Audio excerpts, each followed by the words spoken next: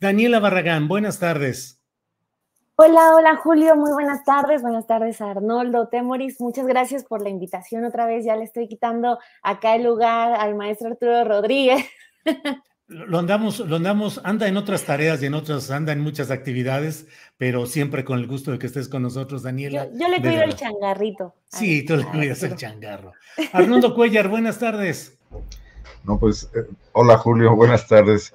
Dani es como ese suplente al que le das una oportunidad de repente y empieza a anotar goles, mano, y a ver qué pasa con el titular, porque serios problemas para el entrenador, ¿no? Saludos Temoris a Temoris Greco, estrenando look óptico. Buenas tardes, Temoris. Pues sí, pues todavía no acabo de recuperarme, así es que bueno, pues sigo en esto. Pero hola, qué gusto, Julio, Daniela, Arnoldo, estar con ustedes otra vez.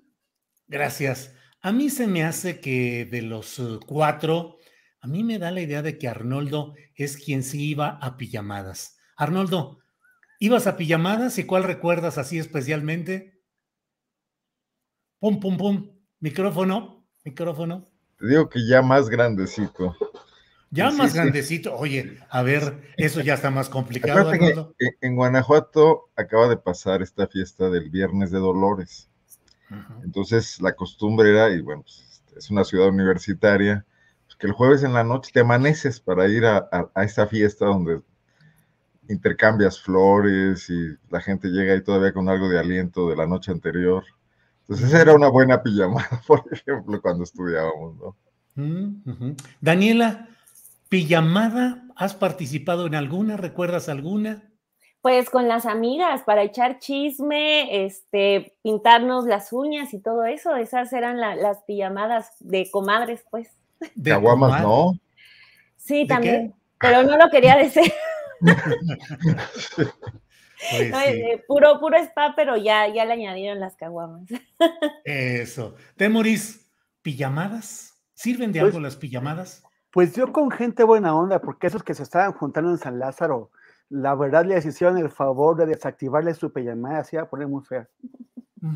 Bueno, pero están pensando en hacerla para el próximo sábado. Temoris, ¿cómo ves todo este proceso de lo que ha sido pues esta batalla por la reforma eléctrica? Cabildero a un lado de una diputada del PRD en pleno San Lázaro, la convocatoria a sesión hoy que se pospuso para el sábado, la llegada de los priistas con sus mochilas rodantes, sus equipos de aseo personal para instalarse en San Lázaro. ¿Cómo has ido viendo esta evolución? Y preguntarles a los tres, comienzo también contigo, Temoris, si creen que esta aprobación de la reforma eléctrica está realmente en riesgo. Temoris.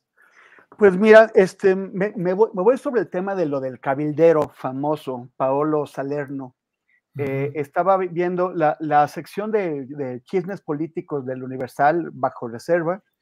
Le dedicó un espacio hoy y parece que él es, entre otras cosas, o sea, él es el coordinador de la Comisión de Energía del Parlamento italiano, representa a organizaciones de la industria y además, según bajo reserva, es asesor del PRD.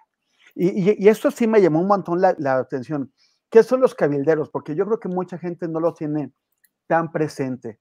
La idea de un cabildero o de un lobista, de alguien que está haciendo lobbying, es que grupos de interés pueden facilitar el ingreso de sus representantes en órganos de gobierno, de legislativo, del ejecutivo, para que traten de promover sus intereses.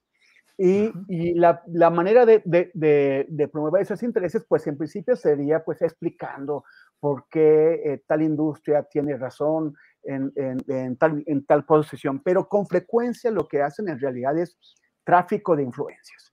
Y lo que están haciendo es tratar de comprar, o sea, ese es el recurso más utilizado que tienen los cabilderos, es ofrecerles a los legisladores o a los funcionarios públicos algún tipo de prebenda a cambio de su apoyo para que puedan pues promover los intereses de la industria del cabildero. Esto se hace, por ejemplo, en Estados Unidos frecuentemente a cambio de enormes donaciones. Por eso, por ejemplo, de pronto tienes algunos legisladores de Estados Unidos que hostigan mucho a los atuneros mexicanos porque en representación de la industria del atún de Estados Unidos, y utilizan el tema de la protección de los delfines, que es un tema importante, pero es algo que ellos están empleando para tratar de justificar la imposición de restricciones a la industria de los atuneros mexicanos. Ese es solo un ejemplo. La industria energética es sumamente poderosa, y aquí en México tenemos, por ejemplo, las industrias de la comida chatarra, de las bebidas azucaradas, que le hacen la guerra especialmente a la Secretaría de Salud mexicana. Por eso López-Gatell es uno de los que más golpean, y pero no solamente, o sea, y que tienen cabilderos en el Congreso, y esos cabilderos intentan introducir, o sea, que intentan comprar a los legisladores. Ahora, una cosa es un cabildero que ya están oficialmente en el Congreso, ya pueden entrar oficialmente al Congreso, y otra cosa es que tú conviertas a un cabildero en asesor parlamentario. O sea, ya no solamente los dejan meterse hasta la cocina, sino que les entregan las llaves de la cocina, les dicen cómo abrir, cómo encender la estufa y cómo apagar el refrigerador. O sea, el que el PRD, que es un partido que se dice de izquierdas y que se dice representar el interés de la nación, todo eso, haya convertido al representante de una industria extranjera en su asesor, a mí me parece que es muy, muy, muy grave, y un indicio de cómo están las cosas en lo que queda de este partido. Ahora, sí me parece que la iniciativa presidencial sobre reforma energética está en muy malos pasos, o sea, en muy malos momentos. Se han ganado unos cuantos días más de respiro, pero parece que finalmente el PRI se decidió, a menos que de último momento decidan que siempre sí Carolina Villano, que es la candidata del PRI a la gobernatura de Hidalgo, pues que sí podrían aceptar o facilitar o de alguna forma abrir el paso a una victoria de la esposa de Rubén Moreira en Hidalgo. O sea, ese es el precio del PRI, puede ser, pero también qué es lo que está dispuesto a pagar Morena y al presidente en esto. Bien, gracias. Daniela, pues vaya que son elementos muy interesantes. Pijamas, electricidad, cabilderos. ¿Cómo ves ese episodio, Daniela? Yo añadiría a lo que estaba comentando el maestro Temoris ahorita, o sea, de hablar que hay un padrón de cabilderos. Esto nos dice que es una figura que no es ilegal, y que por lo tanto tiene pues algunas reglas que cumplir, entre ellas es la transparencia. Entonces, si justo PRI, PAN y PRD tienen, o sea, han sido de los partidos que contratan a consultorías privadas para que les den cursos de transparencia, pues no sé si el PRD siga teniendo un poco más de fuerza, pero sí la alianza tendría que pues salir a dar información, ¿no? Porque, insisto, han pagado millones y durante mucho tiempo por cursos de transparencia. Entonces, decir efectivamente qué estaba haciendo este señor italiano.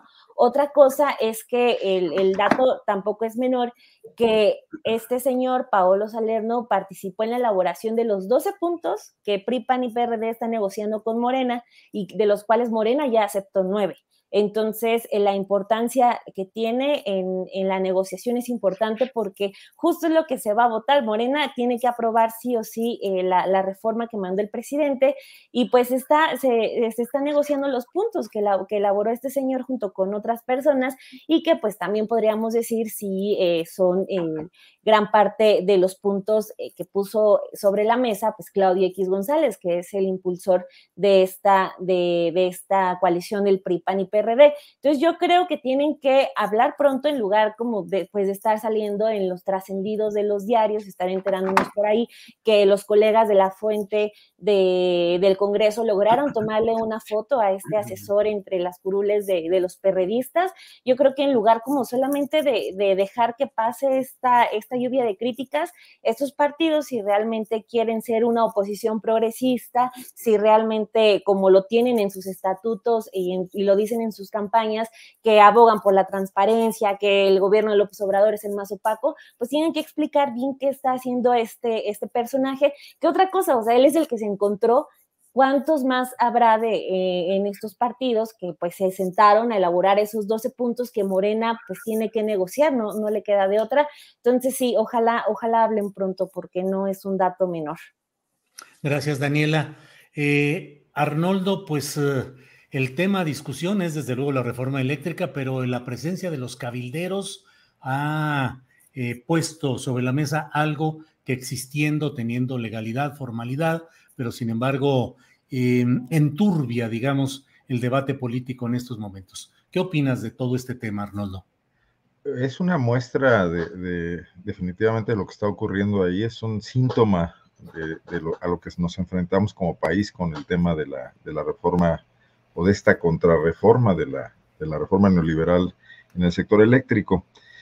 No sé si esté equivocado, pero yo entiendo que los cabilderos, la figura como se establece, por ejemplo, en la tradición parlamentaria norteamericana, son personas dedicadas a hacer relaciones públicas específicamente dentro de los congresos para orientar cambios legislativos, pero no precisamente representantes de empresas. O sea, las empresas se acercan a estas compañías de consultores que conocen a los diputados, que tienen su trayectoria, que pueden trabajar incluso con la opinión pública, con los medios, con los grupos de interés a los que recurren los propios legisladores cuando hay elecciones para buscar su permanencia en el Congreso, pero no propiamente los propios funcionarios de las empresas, ¿no? Que no sé si es el caso aquí, a lo mejor me estoy equivocando, entiendo que Salerno tiene una empresa consultora. Pero el debate de fondo es la cuestión de exhibir, o sea, la reforma pretende corregir algo que en su momento fue un deliberado desplazamiento de la Comisión Federal de Electricidad a través básicamente de dos vías. Una, permitir su deterioro. Desde el propio Estado, en los sexenios, bueno, probablemente venga incluso desde Zedillo y Carlos Salinas de Gortari, pero aceleradamente con Felipe Calderón y con Enrique Peña Nieto, permitir el deterioro de la CFE bajo este esquema de que es imposible reformarla, de que no se puede con esos sindicatos, de que hay demasiados vicios, y también por la razón de no invertir y de no ponerla al día en las nuevas tecnologías y en todos los temas en los que se había quedado obsoleta la Comisión Federal de Electricidad, y por la otra vía, permitir la entrada de empresas privadas con las que se manejaban intereses muy concretos, y ahí está algo que López Obrador lo ha exhibido, pero lo sabíamos desde antes y nunca fue noticia. No he visto un reportaje de Mexicanos contra la Corrupción al respecto, de cómo inmediatamente, al poco tiempo de dejar su cargo, Georgina Kessel y Jordi Herrera, si no me equivoco, que era el subsecretario, un panista, pasaron a formar parte de las filas de algunas de estas empresas, ¿no? Esos conflictos de interés parecían algo normal en aquel mundo político previo a la llegada de López Obrador, en aquella alternancia entre PRI y PAN. Entonces yo creo que la narrativa que el presidente ha elegido, que él particularmente la ha llevado adelante desde sus conferencias mañaneras, no ha permeado lo suficiente y no ha recibido apoyo de su partido político y de todo el aparato de propaganda gubernamental para dejar en claro que se está combatiendo decisiones que deliberadamente afectaron a una empresa propiedad del Estado, no por su deterioro natural, sino bajo decisiones políticas que incentivaron esa crisis para aprovecharla en favor de empresas privadas mediante esquemas que tienen que ver mucho con la corrupción, o que están teñidos de corrupción. Y que lo que se trata es de una corrección y cobrarle más caro, entonces sí, al PRI sobre todo, esa situación, porque al final de cuentas lo ha dicho uno y otra vez López Obrador, pero me parece que no queda lo suficientemente claro que ellos fueron los que diseñaron esa política, ese Estado que después desmantelaron en la época neoliberal, ¿no? Pero que estaba en el origen de ese priismo, que no haya cómo reencontrarse con sus votantes y que ha dejado que muchos de estos salgan precisamente hacia la izquierda, primero el PRD, el Frente Democrático Nacional, y ahora Morena. Y dejar de lado este gran debate ideológico, estos tiempos interesantes, a los que se refiere López Obrador, para entrar en el tema sórdido, oscuro, muy monrealista de comprar votos, intercambiar gubernaturas al estilo Salinas y jefe Diego por decisiones de política estatal, de política de Estado, me parece un retroceso. Me parece que a la transformación de fondo que López Obrador quiere establecer en este vaivén ideológico que no solamente es mexicano, que también está teniendo importantes batallas en otras partes del mundo, de regresarle al Estado la rectoría sobre una desaforada industria privada en todos los sectores y ahora más las nuevas tecnologías, que se ha impuesto sobre el Estado, que se ha impuesto sobre las regulaciones públicas, que se ha impuesto sobre los intereses de las mayorías para privilegiar el lucro y la ganancia. Me parece que tendría que ir acompañada de un cambio sustantivo también en la forma, ¿no? Y que esto no lo veo en el país, en las plazas públicas, debatiéndose. Estas aburridísimas sesiones que han hecho algunos legisladores y funcionarios del gobierno de López Obrador en los estados para explicar qué es la reforma eléctrica, han sido muy pobres realmente. Era cuando yo decía la semana pasada que me gustaría ver a Dan Augusto recorriendo el país en lo que fuera, en burro, en caballo, en aviones de la presidencia de la República y del ejército, para hablar de esto, de este tema, y no de la revocación de mandato, que siento que hizo perder un tiempo valiosísimo en un debate que sí es sustancial para lo que viene, ¿no? Gracias, Arnoldo. Temoris, no, aunque sea brevemente, me gustaría comentar algo que vemos constantemente en los diferentes medios de comunicación, sobre todo los electrónicos, que es el punto en el cual presuntos expertos en la materia, en este caso en energía o en electricidad, sin develar cuál es su relación de negocio con cierta empresa que tiene una postura respecto al tema del cual opinan, llegan y se plantean como una especie de opinantes neutros o sin conflicto de interés, cuando en realidad lo que están haciendo es ir a promover la postura de su consultoría en relación con el cliente al que le están sirviendo. Me parece que así como luego exigimos que se devele la postura de cada cual, de qué partido es, cuál es su relación política, también muchos de estos opinantes deberían demostrar sus credenciales de pertenencia a cierto segmento de opinión contratada. Temoris, ¿qué opinas? Sí, este tema de la falsificación de expertos independientes, pues es muy viejo, ¿no? Lo hizo, por ejemplo, la industria tabacalera cuando empezó a fomentar o a pagar supuestas asociaciones de científicos que decían que el tabaco pues, no le hacía daño a nadie. La industria de los alimentos chatarra, otra vez, también ha patrocinado mucho, o sea, todavía están activos muchos supuestos científicos que hacen estudios falsos, o sea, que son pagados por esa industria para engañar a la gente. Lo han hecho, lo hizo, por ejemplo, la entonces Procuraduría General de la República en 2016, el famoso debate sobre el fuego en Ayotzinapa, cuando crearon un grupo de 6 expertos y ellos puso la PGR a 3 expertos, el GIEI puso a otros 3, pero estos 3 expertos de la PGR no eran expertos y además, pues básicamente secuestraron las conclusiones sobre el fuego, sobre el supuesto fuego, la pira fantástica del basurero de Cocula. Entonces traen por aquí a esos supuestos expertos que con cachucha de ciudadanos y en realidad los cuelan en estas discusiones para dar opiniones neutrales que no son neutrales, no son imparciales, sino que responden a aquellos que están detrás de ellos pagándoles. Es una vieja práctica y no se ve que se vaya a acabar. Gracias, Temoris. Daniela, sobre este tema que nos sucede a todos quienes entrevistamos, quienes conducimos programas, el hecho de que hay incluso firmas y empresas que nos proponen, oye, hay un especialista, fulano de tal, que tiene tantos títulos y tantos méritos y está disponible para dar su opinión, pero no se transparenta la relación de esos expertos o presuntos expertos con los negocios que están representando. ¿Cómo ves ese tema, Daniela? Pues justo hoy por la mañana, Paolo Salerno, de quien hemos estado hablando, compartió él una nota de que lo entrevistan en El Economista, y una de sus declaraciones destacadas es: estamos en el peor de los escenarios, con miras a que se paralice incluso hasta finales del sexenio cualquier avance positivo del sector eléctrico. O sea, la declaración es concreta, todos la entendemos, y es un asunto de, híjole, bueno, no sé si me desvíe mucho del tema, pero pues es un asunto de responsabilidad que tenemos todos nosotros con las audiencias. Justo hemos tenido pláticas sobre cómo durante mucho tiempo los periodistas nos hemos sentido que lo que publicamos es lo que es, y todos quienes nos lean, quienes nos ven, pues lo tienen que dar por hecho como una especie de dueños de verdad absoluta.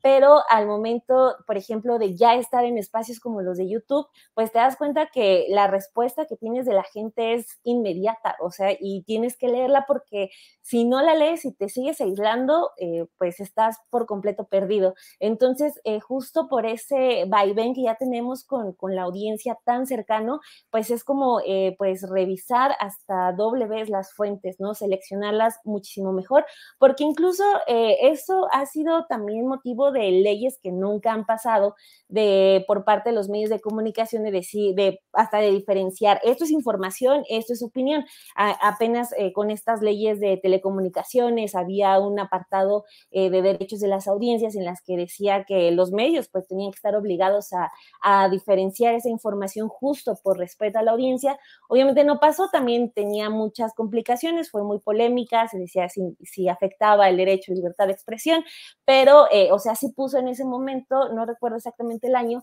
el tema de decir, pues no puedes pasar una intención, ya sea de publicidad, sobre todo, como información, ¿no? Por ejemplo, abrimos los periódicos y tenemos: Alfredo del Mazo cumple entregando sus tarjetas rosas, y lo vemos como una nota, ¿no? Tal cual, como una nota informativa, sin que haya una diferencia de que es una inserción pagada de Alfredo del Mazo. Lo digo como un ejemplo, ocurre con todos los gobiernos. Entonces, sí se requiere un poco más de responsabilidad por parte de todos nosotros. También no creo que sea sencillo decir esto es publicidad, esto es promoción, pero pues sí, la gente sabe qué medios puede buscar, y para nosotros queda el doble o triple de responsabilidad. O sea, si vamos a escribir un texto de la reforma eléctrica, pues no irnos con esa declaración de Paolo Salerno, que pues está elaborando los puntos de negociación de PRI, PAN y PRD. Entonces sí, pues a la gente ya sabe, la gente tiene la facilidad de escoger su fuente, pero pues nosotros tenemos que estar a la altura también de eso. Gracias, Daniela. Arnoldo Cuellar, esa es una de las plagas que tenemos luego, ¿no? Esos expertos promovidos, propiciados por ciertas casas de relaciones públicas, promotoras de contenidos, y siempre en esa batalla en la cual me parece que muchos de estos presuntos expertos, que en el fondo son cabilderos disfrazados, quedan exhibidos ante mucha gente que les reprocha el que sus posturas no correspondan a un análisis serio y a un análisis equilibrado de las cosas, sino que son solamente una parte del debate y no lo confiesan o no lo establecen así. Arnoldo, tu opinión, por favor. Bueno, aquí hay un tema profundo, Julio, que es el de los propios medios de comunicación, ¿no? Yo creo que lo que está saliendo a la luz pública es esa falsedad con la que nos hemos manejado por tanto tiempo, en el sentido de que hay una neutralidad y que los medios pueden llevar todas las posturas y ser un foro para informar a la gente y para enlazar el gobierno con la gente. El periodismo norteamericano del siglo XX, inventado por las agencias, que tenía un notable sesgo imperialista, ¿no? Porque además era la visión que quería hacer prevalecer pues una potencia, y que no es nuevo en el mundo. Quizás lo que sea nuevo es la tecnología con la que se llevó a cabo, ¿no? Pero lo adoptamos aquí y transformamos este periodismo que estuvo al servicio absolutamente del PRI durante todo el siglo XX, y que ahora ha tratado de dar el salto sin reformarse y sin modernizarse, sin hacer la más mínima autocrítica, ¿no? Entonces yo creo que todos estamos frente a ese reto. Yo difiero un poco de lo que dice Dani, de que la gente sepa distinguir entre los medios que le dicen una cosa u otra. Yo creo que hay una enorme confusión en este momento y que todos estamos contribuyendo a ella, pero es un momento de crisis. Es un momento de crisis para el poder político, para los partidos políticos, para la sociedad mexicana, para la seguridad pública del país, para el modelo de vida que habíamos tenido, para esa estabilidad que el PRI nos vendió autoritaria, pero también corrupta, y que no hemos encontrado la manera de superarla desde los diferentes espacios y tratamos de sobrevivir a jirones, ahí tratando de hacer que no pasa nada, los medios grandes, los medios emergentes, tratando de inventar algo nuevo, pero pues con pocos recursos y con una gran precariedad profesional de tecnología, etcétera, aprovechando las ventajas que nos da el Internet, pero desde luego, pues sin la posibilidad todavía de conquistar a las grandes audiencias, que tampoco las tenían los grandes medios de comunicación, porque hay que recordar que este es un país donde circulaban 30 periódicos en la Ciudad de México que no iban más allá de la caseta de Tepoztlán, la mayoría de ellos, ¿no? Muy contados, pero que igual pasa en los estados de la República, ¿no? Sí es notable cómo se hace pasar por información una enorme cantidad de propaganda, de visiones interesadas, y ahí están. Yo dudo mucho que la gente se las crea, porque en general ya no nos creen ni a los medios ni les cree a los políticos, pero tampoco hay nada que los supla. Y entonces estamos cayendo, por eso la persistencia de la polarización, porque es como ir a un partido de fútbol, le vas a uno o le vas al otro, pero en realidad no estás entendiendo cuál es el tema de fondo en la cuestión, ¿no? Y ahí la narrativa de López Obrador, que tanto le molesta a todo este estamento que está viendo perder privilegios, les ha ganado la partida con una maniobra genial de propaganda política, genial para sus fines, no para construir una mejor sociedad. Digo, no la quiero exaltar tampoco, pero que sin duda le sirvió para llegar al poder y desplazar a muy potentes recursos que tenía en su contra, ¿no? Entonces, pues, lo de los cabilderos me parece incluso un asunto que forma parte de ese enorme panorama, pero somos los medios quienes los inventamos, quienes les damos foros, quienes llenamos espacios con ellos, a falta de análisis y de profesionistas mejor formados de los propios medios de comunicación, ¿no? Gracias, Arnoldo. Temoris Greco, claroscuros, ¿qué viste de positivo y de negativo en el ejercicio revocatorio de mandato presidencial de este domingo recién pasado? Pues mira, a mí me parece que sí tuvimos una movilización impresionante. O sea, la oposición, pues naturalmente está intentando convertirlo en lo contrario, como también quisieron hacer en junio del año pasado, cuando las elecciones. Pero aquí tenemos un ejercicio que se hizo con todo en contra, porque estaba, o sea, en primer lugar, y creo que es lo más importante, porque es asincrónico con los procesos electorales federales, como debe haber sido. La propuesta original que se presentó fue que coincidiera con las elecciones intermedias, pero la oposición pensó que, y con toda razón, que esto era como volver a tener a Andrés Manuel de candidato y que iba a llevar muchos votos a Morena, votos de gente que de otra forma no se movilizaría. Entonces, para que, o sea, como su voto era indispensable para que esto se entrara a la ley, a la Constitución, ellos pusieron como condición que se hiciera en el cuarto año de gobierno y de manera separada de las elecciones locales de este cuarto año. Entonces, ¿qué es lo que pasa? En México, bueno, yo creo que en general, en la mayor parte de las democracias, es muy difícil llevar a la gente a votar. El año pasado fue el 52% del padrón.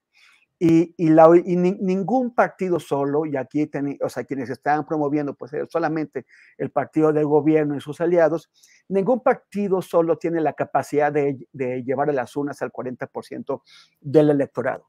Sin embargo, la cantidad de gente que llevó es muy importante, me parece, demostró un músculo muy fuerte, porque o sea, no están yendo.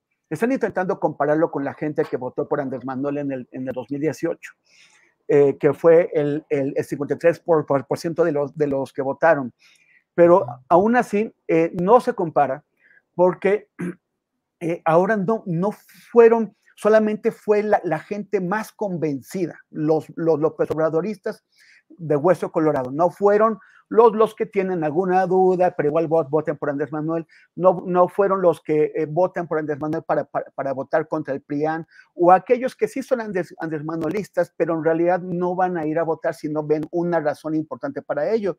Y ahora no estaba en peligro el presidente, no había realmente una posibilidad de que el presidente perdiera este referéndum o esta consulta, y además era muy difícil que fuera vinculatorio, que se alcanzara el porcentaje.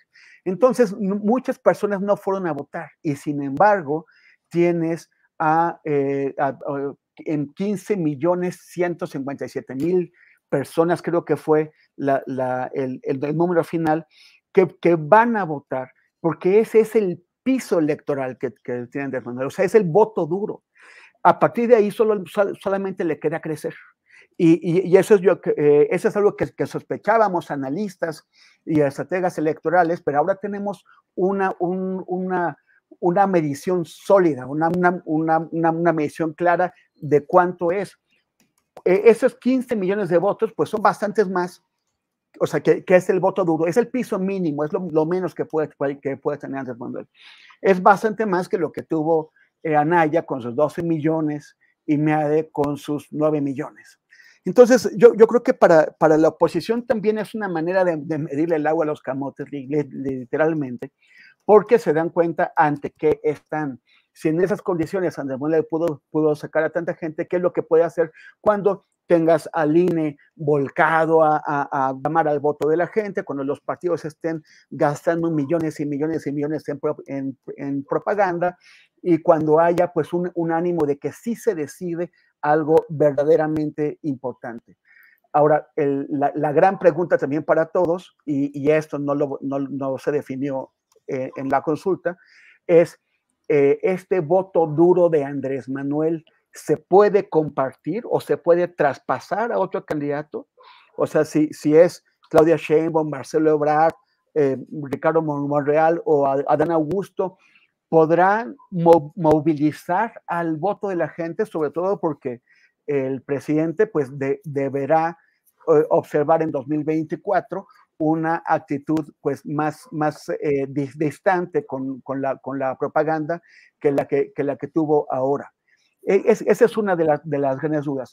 Por la parte mala es que realmente es muy costoso, fueron más de 1.500, o sea, fueron 1.540 millones de pesos.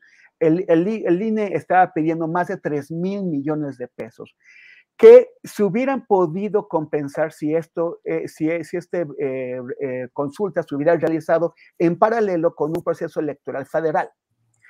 O sea, lo que estamos teniendo es un doble costo, y esto tiene que ser cambiado. No podemos estar derrochando dinero como se hizo ahora. En futuros momentos tendrá que ser, tendrá que cambiarse la ley para que se pueda realizar en sincronía con una elección nacional, porque así como está, nos salió demasiado caro para llegar a al resultado que todos sabíamos que íbamos a llegar. Gracias, Temoris. Daniela, ¿cómo ves este tema? Los claroscuros, los puntos positivos, los negativos, la trascendencia de lo sucedido este domingo con el ejercicio de revocación de mandato presidencial. Bueno, yo creo que si nos metemos a los argumentos que ha dado la oposición para insistir en que fue un rotundo fracaso para el presidente López Obrador, pues vamos a encontrar como muchos argumentos de risa, ¿no? Lo siento fuertes, y el video de Anaya con musiquita triste diciendo que los votos de Andrés Manuel son muy pocos, pero no compara los votos que tuvo Andrés Manuel en la consulta con los que él tuvo en 2018. O sea, de verdad, lo siento como muy débiles, y para el presidente yo creo que fue el mejor resultado. Él es el único que sale ganando, porque pues sí, 16 millones, 15 millones de votos a su favor, pues no son poca cosa. Yo lo que pienso es en la parte que le toca a Morena. Creo que justo ya tiene que darse cuenta que el presidente lo ha dicho muchas veces y creo que los que no lo escuchan son los que presiden Morena, porque él dice que ya se quiere retirar, o sea, que incluso ya no va a contestar llamadas cuando termine su gestión. No sabemos si va a ocurrir, es lo que dice él ahorita, que dice ya no va a contestar ni llamadas, yo ya me quiero retirar o ir al rancho, eso y aquello, pero pues Morena, no sé, a mí se me hace que el partido que lidera las encuestas, que pues sí, la perspectiva es que va a gobernar gran parte del país en los siguientes años, pues ese partido que tiene a su presidente llevando a gente a votar, pues no se me hace que esté a la altura de esos 15 millones de votos en una elección que tuvo el 30% de casillas. O sea, se me hace, digo, yo nací, crecí en el Estado de México y vi desde siempre ese tipo de prácticas que ahora, aunque tengan la estampita de Morena, se me hacen de lo peor, ¿no? O sea, se me hacen de lo más priistas y la gente justo está cansada de eso. Yo creo que Morena ya tiene que ponerse más serio porque pues el presidente no les va a durar muchísimo más tiempo, no les va a durar otra campaña y el hecho que esté así Mario Delgado saliendo a decir que el presidente se rayó y que Morena esto y aquello, pues Morena más bien tiene que empezar a hacer un trabajo muchísimo más serio, muchísimo más a la altura, no hacer este tipo de cosas buenas que parecen malas porque van generando como malos hábitos. E incluso hace rato que Arnoldo mencionaba lo que pasó con el secretario de Gobernación, Adán Augusto, pues si recordamos eso, mucha gente empezó a decir, ay no, pero es que antes hacían cosas peores. Pues justo eso es lo que también se supone que es una de las banderas de la Cuarta Transformación, el quitarnos ese tipo de hábitos que nos dejó el PRI en los estados, en el gobierno federal, o sea, de ir a promocionar con un helicóptero que es de la Guardia Nacional, ir a promocionar el ejercicio de la revocación y también ahorita pues llevar a gente a las casillas. Digo, ya le llamaron que él solamente estaba como ayudando, pero pues no, pues la verdad es acarreos, estuvo tomando fotos sonriendo y no, yo creo que pues el presidente sí sale bien librado, pero Morena todavía, siento yo, no está a la altura de ese apoyo que la gente mostró al movimiento el pasado domingo. Gracias, Daniela. Arnoldo Cuellar, por favor, tu opinión sobre este ejercicio revocatorio de este domingo reciente. Hice mi acordeón. Ándale. Mira, muy bien. Cuando comparas ese 18%, 18-19%, ¿no? Más o menos, que salió a votar con el padrón, con la lista nominal, pues sí suena abrumador. Pero el promedio de las elecciones presidenciales de este siglo ha rondado el 62%. La más alta es la del 2000, la de Vicente Fox, que para maldita la cosa que sirvió eso, 64%.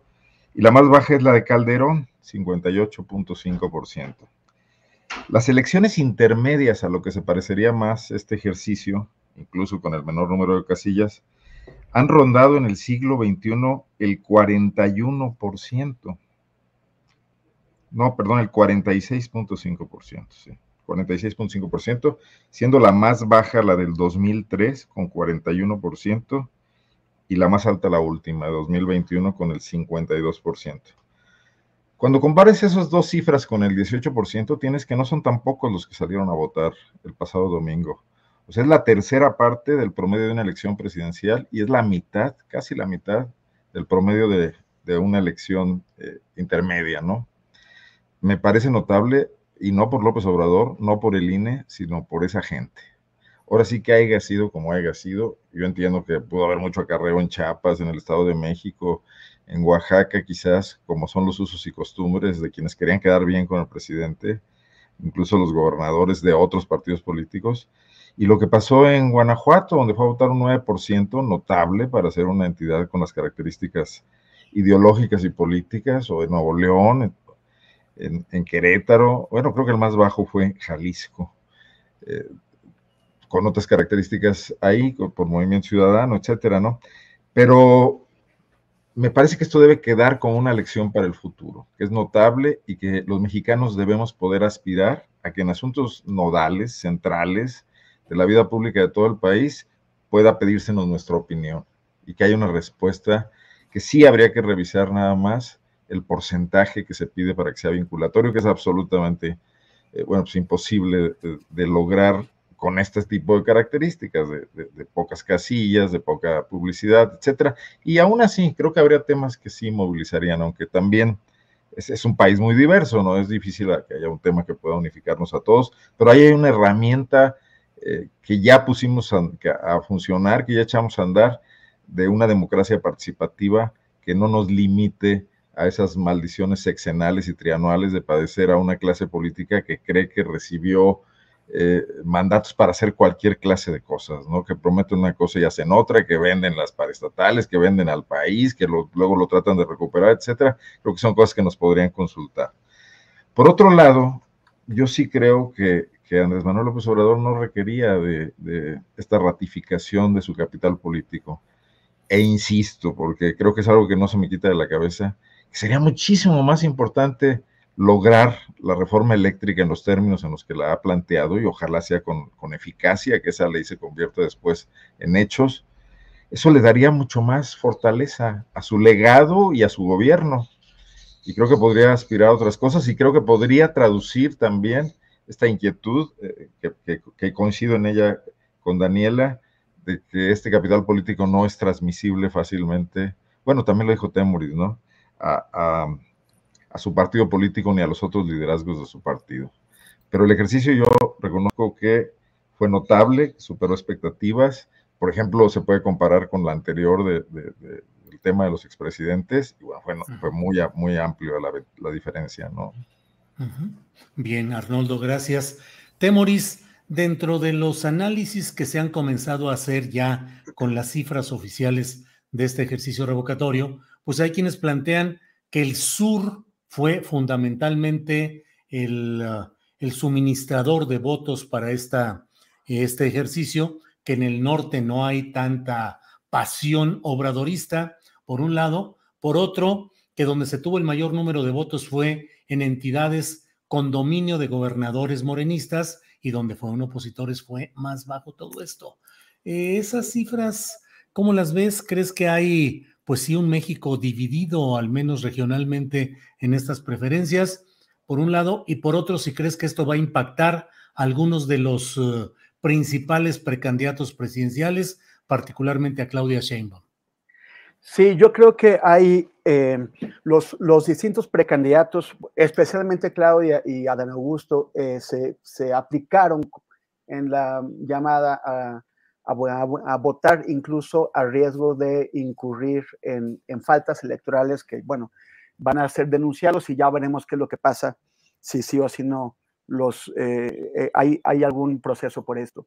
Pero se volcaron en ello, se volcaron a tratar de movilizar a la gente, porque esa es también una forma de reunir capital político hacia posibles candidaturas de ambos. Para Adán Augusto, para ser alguien que no aspira a la presidencia, yo lo vi muy encendido, viajando y participando en mítines, y además utilizando vehículos aéreos oficiales. Pero es también el que demostró mayor impacto, ¿no? O sea, en Tabasco hubo 36%, bueno, 35.9% de participación, o sea, casi el 40%, que es el mínimo para que fuera vinculatorio. En el vecino Chiapas, donde tiene alguna influencia, hubo 32%, y esto deja pues muy atrás a Ciudad de México, que tuvo el 19.7%. O sea, Ciudad de México, con toda su tradición de activismo político, de participación y de relación con la izquierda, apenas tuvo un poquito por encima de la media nacional. Entonces yo creo que eso Claudia pues tratará de sacarle todo el lustre que pueda, pero no estoy seguro de que sea mucho. Y por el otro lado, sí, efectivamente, desde siempre, desde la época de Cuauhtémoc Cárdenas, el sur, el centro y el sureste eran los lugares, los nidos de votos para el cardenismo. Creo que sí me llama la atención que, o sea, que al mismo tiempo en que se vuelve a dar esta partición del país, en donde vemos que el norte es menos proclive a la izquierda y son mucho más. Llama la atención que Nayarit y Sinaloa hayan tenido porcentajes de participación altos, incluso más altos que los de Ciudad de México, con casi 20% en cada estado. Pero luego otros lugares donde hay gobernadores morenistas, como en Baja California Sur, en Baja Norte, en Sonora, en Zacatecas, que es el monrealismo, la participación fue baja. Entonces eso también son cosas que son notas que van a quedar en el registro de cada uno de los candidatos y que también motivarán a hacer cálculos, sobre todo cálculos inmediatos hacia las elecciones que están por venir. En Oaxaca pues hubo una alta participación, eso pues anticipa que habrá buenos resultados para Morena ahí, en Quintana Roo y en Hidalgo también, pero no así, por ejemplo, en Tamaulipas, donde la participación fue más baja, y esto podría generarle problemas a Morena en ese estado. Bien, Temoris, gracias. Daniela Barragán, a reserva de si deseas agregar algo sobre lo que ha dicho Temoris, pero te pregunto en concreto, ¿qué crees que el INE sale fortalecido o debilitado de este ejercicio dominical? El INE yo creo que sigue en el mismo de no dejarse y continuar esta batalla. Vienen las 6 elecciones y el siguiente año vienen otras y ya para el siguiente ya es la presidencial. Entonces, pues en específico, Lorenzo Córdoba y Ciro Murayama andan, como se dice, con la espada desenvainada porque andan respondiendo tal cual fueran oposición de la gente de Morena. Justo Ciro Murayama en específico es el que publicó tweets ya también como interpretando el fracaso de la consulta de revocación de mandato en sus palabras. Entonces, viene lo de la reforma electoral que según lo que dicen ahora sí se va a presentar, porque ya desde hace tiempo la estaban anunciando, pero no había ocurrido, y yo creo que el INE, pues, obvio, no se va a dejar apabullar, como no lo hizo ahorita, ¿no? O sea, también en las entrevistas que han dado los consejeros dicen que el INE, hizo lo que pudo con lo que le dieron, que si hay quejas de que no se pusieron las casillas, de que si no hubo difusión, pues sigue echándole culpa al gobierno federal por el recorte presupuestal que les otorgó para este año. Entonces, yo creo que lejos de que ya vayan a querer ponerse como de salida en la disputa entre el INE y el gobierno federal, y en específico con Morena, yo creo que va a continuar y va hasta subir de tono. No, tampoco fue menor que días antes del viernes, para ser más específicos, viernes o jueves, Lorenzo Córdoba salió a decir, bueno, ahí tienen, ya está todo listo para la consulta y se puede venir abajo por todas las más de 100 quejas que tenemos de Morena por estar promoviendo la consulta de revocación. También fue, claro, pues ponerle ese tinte de que, a ver, pueden estar ustedes haciendo lo que quieran, pueden estar haciendo mítines en el Monumento a la Revolución, en específico hablando de la doctora Sheinbaum, pero nosotros a final de cuentas también tenemos cierto control. Con lo de la reforma electoral que se viene, yo creo que, y lo vimos también, sus reacciones no fueron claramente a la defensiva. Entonces va a seguir igual, tanto desde el gobierno federal, porque pues no sé, incluso como le desairaron este plan de ahorro que la Secretaría de la Función Pública le entregó al INE, porque el INE dijo que era incorrecto, que estaba mal hecho, pues no nos sorprenda que también este año venga otro recorte presupuestal para el INE, porque lo que quieren ambos lados es ganar este asunto y la batalla ya está cantadita y ninguno de los dos bandos quiere perder. Entonces, pues uno tiene control de dinero, o sea, el gobierno federal, y el otro pues está haciendo una bandera de la oposición. Yo tuve la oportunidad de darle cobertura el domingo a esta zona de las Lomas de Chapultepec para lo de la revocación de mandato, y me sorprendió un poco que, digo, ya había escuchado ese lema de la gente de yo defiendo al INE en las marchas de la gente vestida de blanco. Pero ahora escucharlo, por ejemplo, en la gente que fue seleccionada para ser funcionario de casilla, que digamos, bueno, sale ahí como de un sorteo, no es que la gente pueda ir y decir yo quiero ser representante de casilla, me sorprendió mucho al hablar con ellos que decían, no lo hago ni por el presidente, yo estoy aquí para apoyar al INE porque el INE ha sido una gran institución que ha hecho esto con poco dinero que le dio el gobierno, entonces yo estoy aquí por el INE. Entonces sí me sorprendió un poco ver que hay otro bando que pues está también tomando de bandera esta defensa al Instituto Nacional Electoral, que es también una bandera de la oposición. Entonces, sí hay, como decía, hay dos bandos claros y también la gente está tomando como suya esta batalla. También es muy claro cómo hay una molestia muy grande por todo el derroche de presupuesto del INE. Nosotros hicimos una investigación sobre la cantidad de asesores que tienen. Un consejero puede tener hasta 15 asesores que le ayuden en sus actividades. Hemos investigado lo de los gastos de comida, son públicos, ¿no? De hecho, entonces también hay esa otra molestia, así que pues la gente ya lo está tomando también, está tomando el propio partido, y en las cúpulas, es decir, Lorenzo Córdoba, Ciro Murayama y presidente López Obrador y todos los de Morena, pues no lo van a dejar pasar. Gracias, Daniela. Arnoldo Cuellar, son las 2 de la tarde con 51 minutos, estamos ya en la parte final de esta mesa y te pido que ahora sí, por favor, nos des la exclusiva, nos reveles quién puede ser el candidato presidencial de la oposición, porque todo se mueve, todo va cambiando, llega el revocatorio, los resultados, los análisis, viene lo eléctrico, viene la reforma electoral y la verdad yo no veo quién despunte como un aspirante serio, eficaz, viable de la oposición. ¿Ves a alguien, Arnoldo?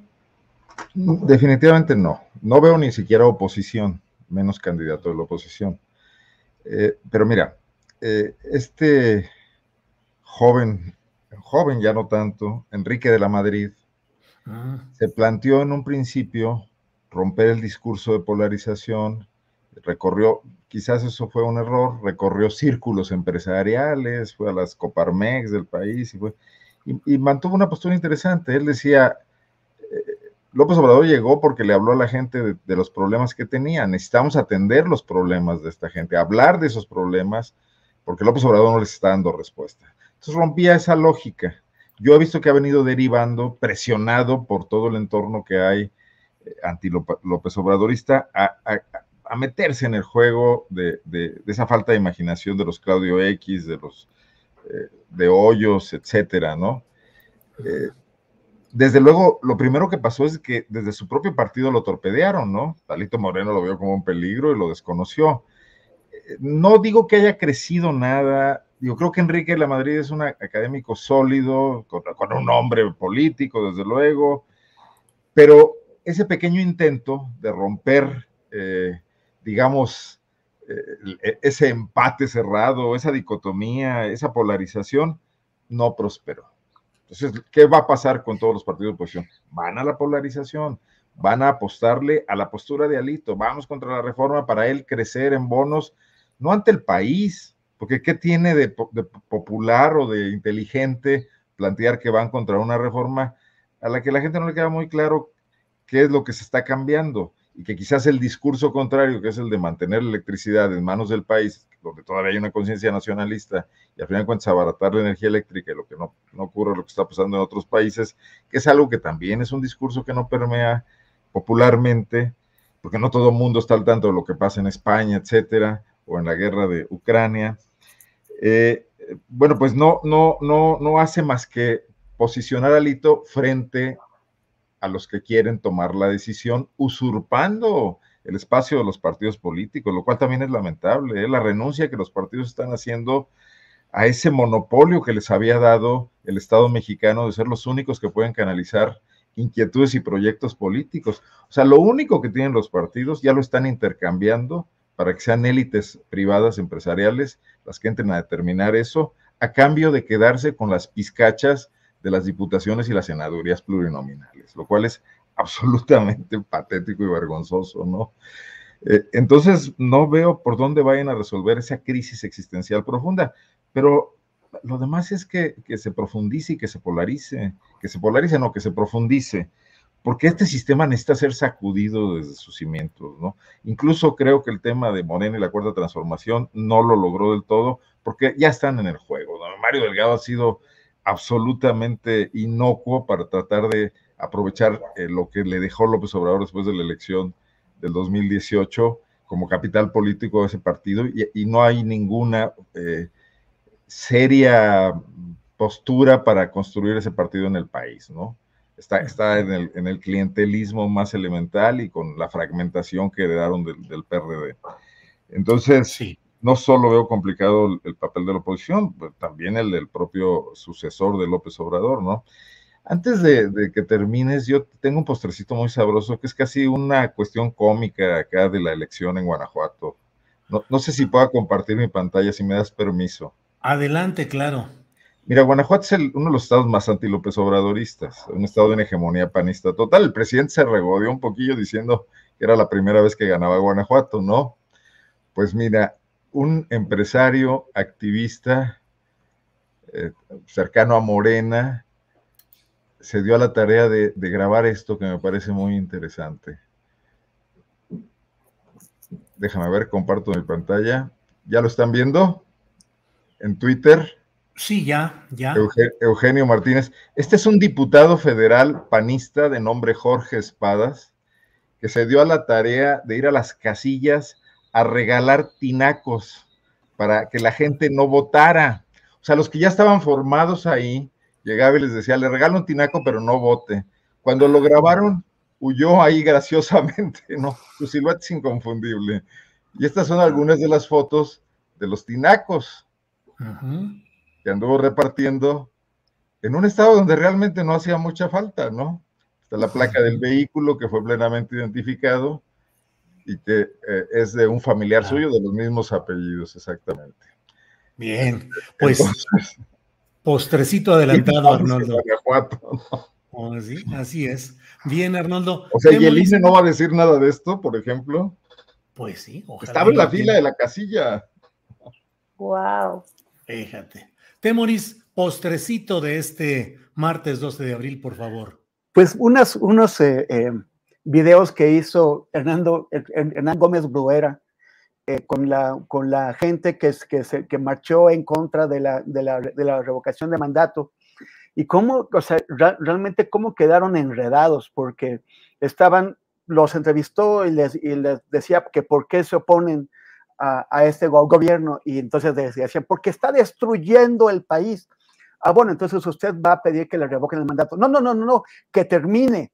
Entonces, que termine de destruir el país. Sí, que termine de destruir el país. O sea, yo creo que pocas veces se verá unos enredos argumentales como esos en los que se metieron la gente. Pero bueno, o sea, en los que metió Andrés Manuel a la oposición. Pero bueno, y lo otro es que me está preocupando mucho cómo va a acabar el tema de Lozoya, de Emilio Lozoya y de Ancira, Alonso Ancira. O sea, trata de engañar y le cuesta muchísimo al país con 200 millones de pesos, pero eso solamente el principio, perdón, de dólares, pero eso solamente el principio de los costos que tiene esto para el país. Y entonces si él se compromete a pagarlos y así como que, bueno, ya no pasó nada, ya, les doy sus 200 millones, las consecuencias me dan igual que las asuma otro y yo me voy. Y luego Lozoya también estuvo a punto de salir, ya se hacía con las patitas en la calle, y de último momento lo pararon, pero lo que iba a hacer el gran juicio político, que iba a ir hasta Luis Videgaray e incluso posiblemente hasta Peña Nieto, se queda en que, o parece que se va a quedar en que Lozoya dice, bueno, ahí les pago y ya me voy y tablas, ¿no? Bueno, no tablas, o sea, todo esto ha tenido un enorme costo para el país, no solamente financiero, sino político. Y en eso es en lo que lo va a dejar la fiscalía de Alejandro Gertz Manero, que es terrible. Y por último, nada más comentar que Daniela tiene atrás unos muy bonitos cuadros que se ven, que están muy bonitos, pero lo que me llamó la atención es lo que parece ser una antigua computadora, puede ser una 386, no sé si estoy en lo correcto, pero sí me llevó a la época en que estaba en la universidad, y nos íbamos al club de cómputo de la universidad a hacer nuestros primeros trabajos en computadora. Qué bonito que la tengas, Daniel. Y pues gracias, Arnoldo y Julio también. Gracias. Daniela Barragán, para cerrar esta mesa, por favor, tu postrecito con computadora 386 o lo que sea que efectivamente por allá se ve. Dani. Sí, muchas gracias. No es mía la computadora, pero, y tampoco sé bien el dato, pero lo consigo pronto. Pero bueno, el postrecito que era, pues una mala noticia. La semana pasada justo me estaban acusando de pesimistas y pues ni modo, voy a tener que hacer, que refrendar esa etiqueta, porque hablar de la situación en Nuevo León, en el último mes han desaparecido 15 mujeres. Entonces, justo hace una semana encontraron el cuerpo de una chica y una de las mujeres que exigió justicia al gobierno de Samuel García, pues ahora está desaparecida. Entonces, ahorita incluso Devani Susana, ella tiene 18 años, es tendencia en Twitter, todo el día ha sido tendencia porque, pues sí, la están buscando, ojalá pues la encontremos con vida, si pueden encontrar ahí su ficha de búsqueda, pues compartirla, porque ya sabemos que las primeras horas son decisivas, y sí, justo enfatizar eso, en que van 15 mujeres desaparecidas en el último mes en Nuevo León.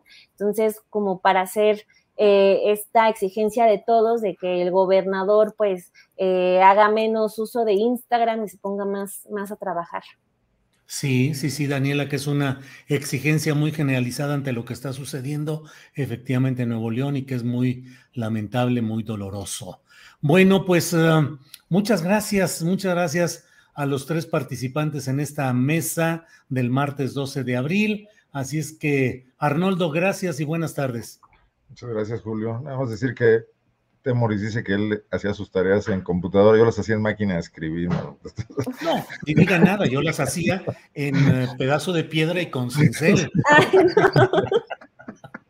Temoris, oye, gracias. no, yo también empecé haciéndolas así y luego ya, y me acabo de acordar con quién iba a este club de cómputo, era con mi equipo. Una de las integrantes era Karina Maciel, que ahora es productora de Carmen Aristegui. Y Verónica Rabía, que no está con nosotros en medios, pero bueno, sí. Pero no, claro que empezamos con una letra así que había que darle. Yo todavía sigo pegándole durísimo al teclado porque nunca aprendí a hacerlo de otra forma, como antes le pegabas así las teclas a las letras. Sí. Eran italianas, Manuel, un cabildero por ahí que seguramente. Eso. No quería que se supiera que me la regaló Pablo Salerno, pero bueno. Sí, que anda regalando. Gracias, Temoris. Daniela, gracias y buenas tardes. Buenas tardes, un saludo, Julio, Temoris, Arnoldo, un placer. Gracias. Igualmente. Gracias y nos vemos pronto. Hasta luego.